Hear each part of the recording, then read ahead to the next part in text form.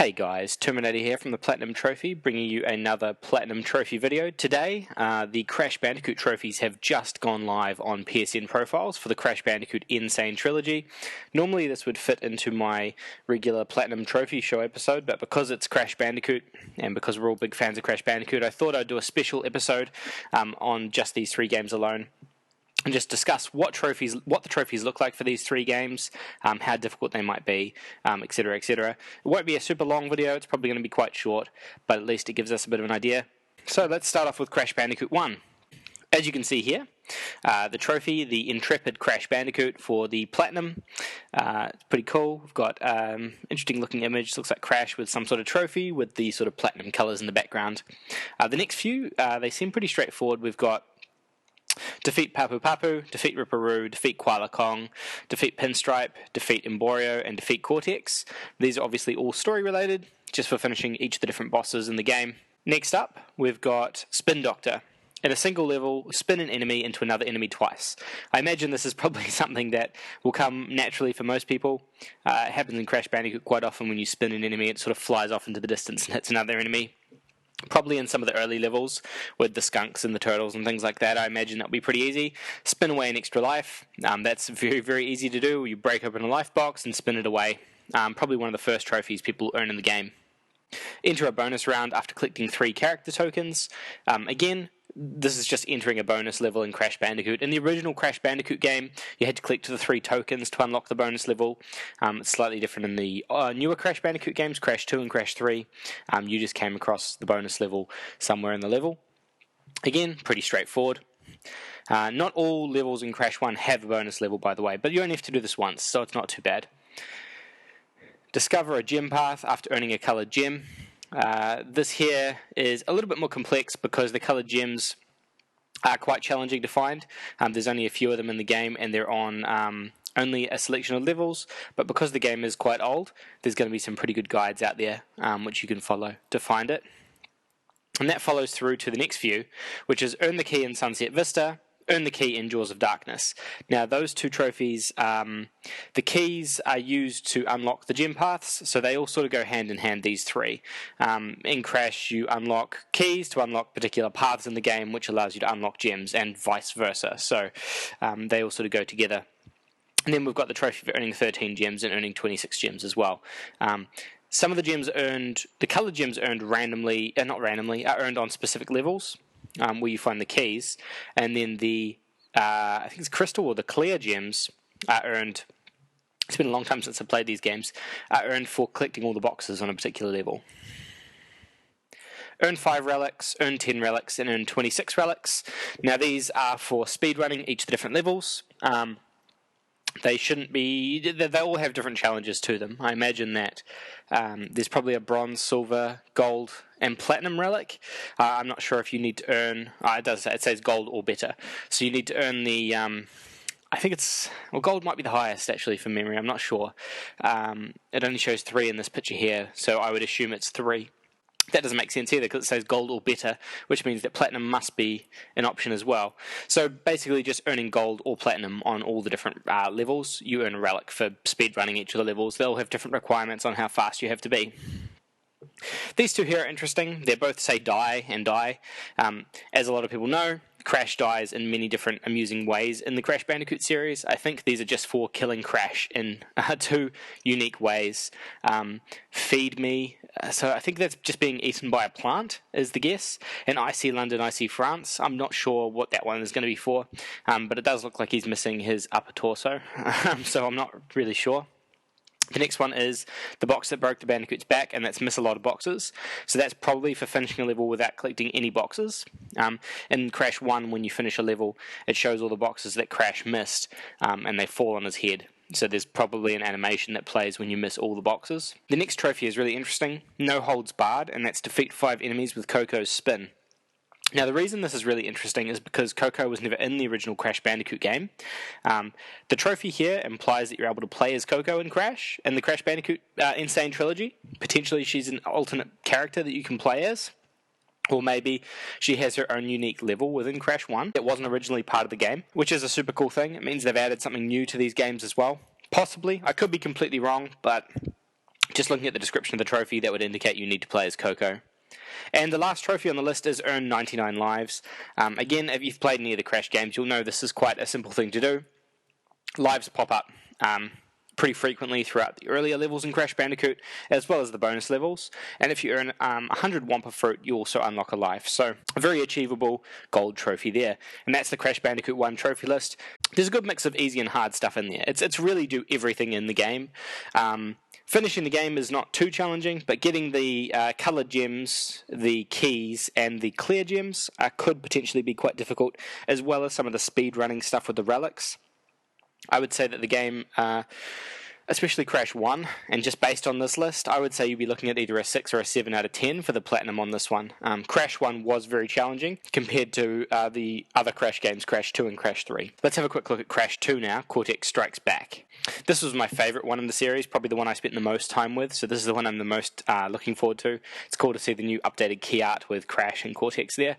Crash with his fur effects now, rather than just being completely smooth. The Platinum Trophy image being again Crash with a trophy, this one being called the Incredible Crash Bandicoot. The first few trophies are identical to the last list, so defeating Ripperoo, the Komodo brothers, Tiny Tiger Engine, and Cortex.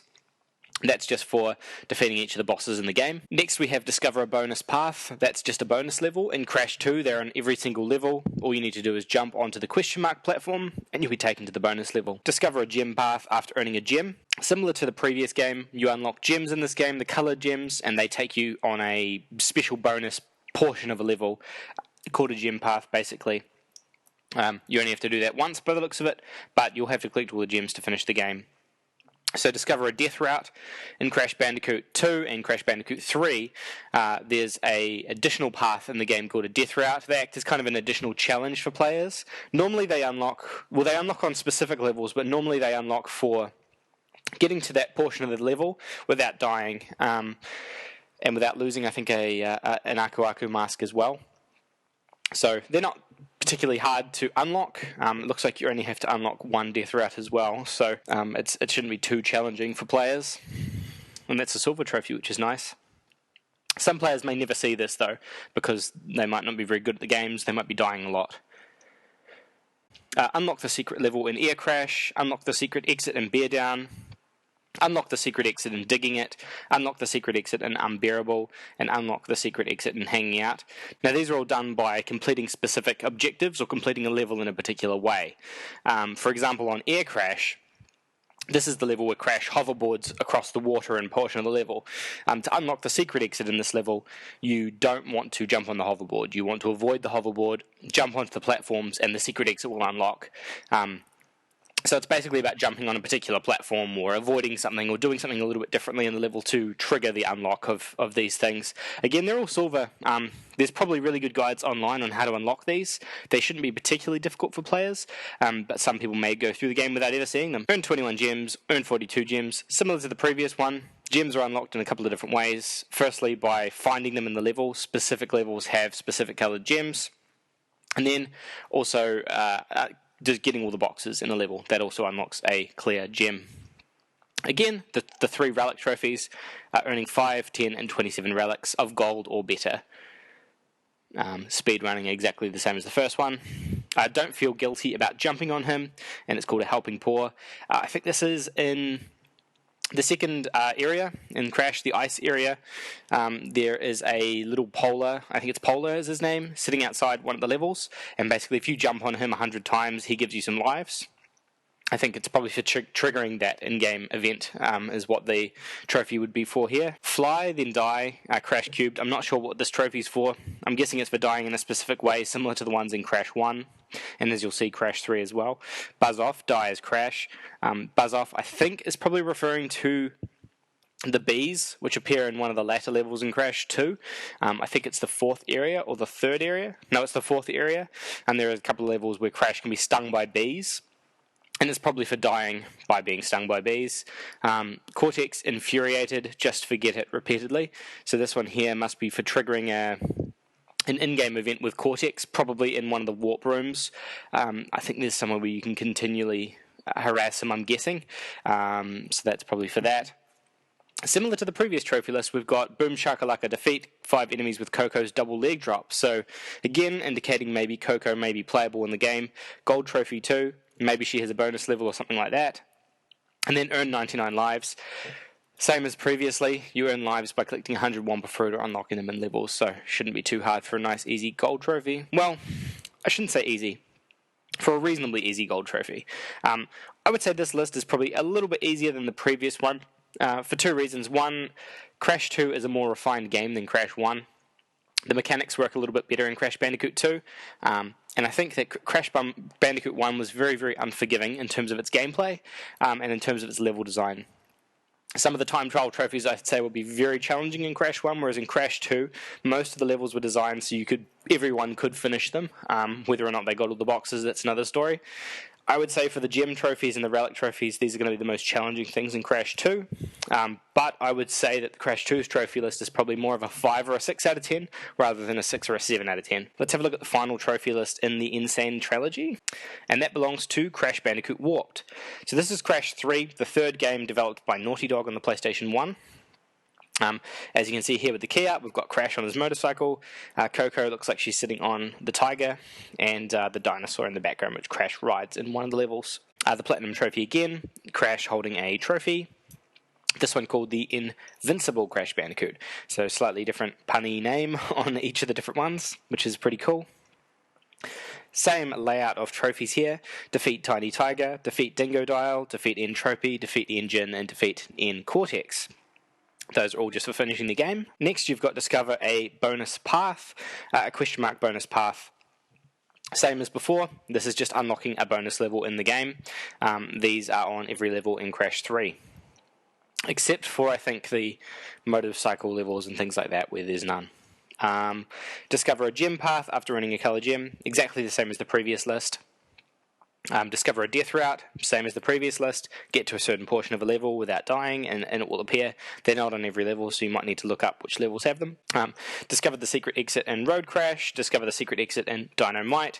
Again, it's for finding the secret exit by going to a certain portion of the level or completing the level in a particular way. Earn 21 gems, earn 42 gems. These are for destroying all the boxes on a level. Earn the gems in the bonus levels. In Crash 3 you can earn gems on the bonus rounds rather than just the standard levels. We've got our same 3 relic trophies, earning 5 relics, 10 relics, and 30 relics of gold or better. Those are the speedrunning ones again. Have your bazooka ready. Looks like you're probably going to need to shoot your bazooka at something during one of the Sphinx levels or the Egyptian levels in the game. Shoot the imposter, except no substitutes. I'm not sure what this is. There must be a Crash Bandicoot looking character that you encounter in the game. It's been a while since I played Warped, so I'm not sure about that one. Warts and all, and it's called Die. Again, it's for dying, I'd say, in a unique way. Based on the image, it looks like Crash is a frog. I think in the very first level in the game, it's Wizards and Lizards, I think it's called. Geez, that's really testing my knowledge. It's like a medieval times kind of thing, and if you let one of the frogs kiss you, I think Crash turns into a frog. Or if you let a wizard shoot you, you turn into a frog. So it's probably for doing that, letting a wizard kill you. And then it's keeping Crash under warps or wraps, and that's Die. I'm not sure what that's for, but it looks like it's probably to do with one of the Egyptian levels. Maybe a mummy needs to kill you in a particular way, but I can't remember. Defeat 5 enemies with COCO's Savage Hurricane Spin. Again, we've got that COCO trophy in there. Potentially she has got a playable level in this game as well, or maybe she's a playable character. Earn 99 lives, same as the previous games. You unlock them with Wampa Fruit or in the game. Shoot 5 of them in a single level. Looks like this is for shooting something with your bazooka, and then avoid whatever he's flinging at you. I can't remember what this one would be for either. It's obviously for completing something on a specific level. The majority of these, again, as the previous 2 lists, there's some stuff for doing everything. I mean, the trophy list is for doing everything, but then there's some trophies there for doing unique things on particular levels, which I think are going to be quite easy to do, especially because a few of them are silvers. The ones that are going to be hard again are the gems and the relics, because they're always going to be the most challenging trophies in all of these lists. But pretty nice, well-rounded list. I would say Crash Warped is probably going to be more similar to Crash 2 because of the refined mechanics and the way that the game plays versus 1. It's a little bit less, it's a little bit more forgiving, I should say. So it's probably going to be about a 5 or a 6 out of 10 difficulty. That would be my estimate at this point, but obviously, remember, I'm not 100% on that because we don't know yet. Some of these could end up being much more challenging. 25 trophies on each of the lists, except for Crash 1, which has 23. So the trophy breakdown is 1 platinum, 7 golds, 7 silvers, and 8 bronze on Crash 1. Crash 2 has 1 platinum, 6 golds, 11 silvers, and 7 bronze. And then Crash 3 has 1 platinum, 6 golds, 10 silvers, and 8 bronze. But look, that's it from me, guys. That's the Crash Bandicoot Insane Trilogy trophy breakdown video. I'll probably post another one of these or some more information about these as the time gets closer to the game's release. We're only about 3 weeks away from the game coming out at this point. I'll definitely be covering it when the game does come out because these games are pretty cool. They've got a pretty fond place in my heart as well as a lot of other gamers I know. So there'll be more content coming up with these. The Platinum Trophy Show has been a little bit late this month, but it should be up today. I actually recorded it last week on time and forgot to upload it, but that should be up soon. Anyway, thanks for watching, guys. Don't forget to leave a like and a subscribe. And let me know in the comments below what you think of these trophy lists. Do you think they're going to be hard? Do you think they're going to be easy? Is there anything in there that I've missed that may be something I should point out to other users or other users could point out in the comments? Let me know. As always, appreciate your feedback, and Terminator out.